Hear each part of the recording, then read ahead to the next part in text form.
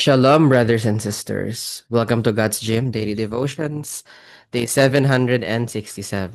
Let's open our time. Dear Heavenly Father, we thank you for your sovereignty, kindness, and perfect love. As we discuss today's passage, we ask, please be with us, for you are the only one who can teach us without misinterpretation.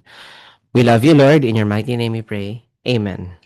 Today's Devo is entitled White Fields, Waiting Hearts. And today's passage can be found in the book of Matthew, chapter 9, verse 37 to 38, which reads, Then saith he unto his disciples, The harvest truly is plenteous, but the laborers are few. Pray therefore the Lord of the harvest that he will send forth laborers into his harvest. So basically, the harvest is plenty, but the workers are few. Okay, the term white for fields is used by farmers to indicate that there is a time limit. They're ripe and they're about to go bad.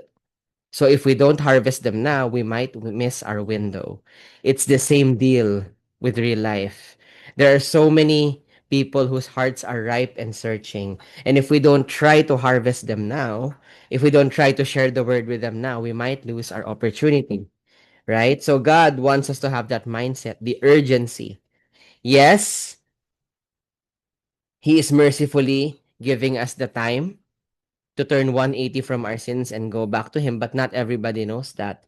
And that means there's still a deadline, right? Before the end of days comes or before these people's lives end, we must do our best to share, to make God's name known and what He offers.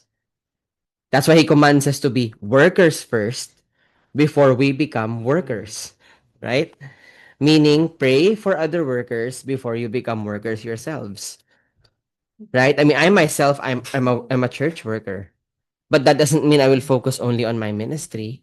There are so many other people and even potential children outside of my ministry that need Jesus and without knowing about him. So, to help us reflect on this, here are three questions. The haze check. When you look at your community, your workplace or neighborhood, do you see a harvest field or just a crowd of people? What prevents you from seeing the spiritual readiness in others? Why do you think Jesus commanded us to pray for workers before he commanded us to be workers? How does prayer change our attitude toward the work? Work with quotation marks. If you were to pray, Lord, send out workers, are you willing to be the answer to that prayer? What is the biggest fear holding you back from stepping into the field? So again, you're highly encouraged to reflect. Take your time, don't rush. You can even pause this video if need be. But once you're done, we highly encourage you to share your answers, prayer requests, prayer praise items, and anything at all that the Lord Jesus will prompt you to share with us. This allows us to pray for you intentionally. Kindly put them in the comment section down below. And rest assured, your requests are being prayed for. And with that, let us close our time.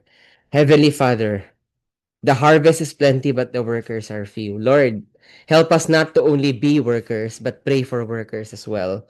And be an active participant in recruiting those new workers. Lord, when we are in our workplace, not just in the church, in the workplace, outside, wherever, help us to see it as a harvest field with hearts that are white, that are ripe, that have a deadline. Heavenly Father, we thank you because you are mercifully holding back the end of days just to give us a chance to turn 180 from our sins and focus our eyes towards you. Lord, there's so many people who don't know you yet.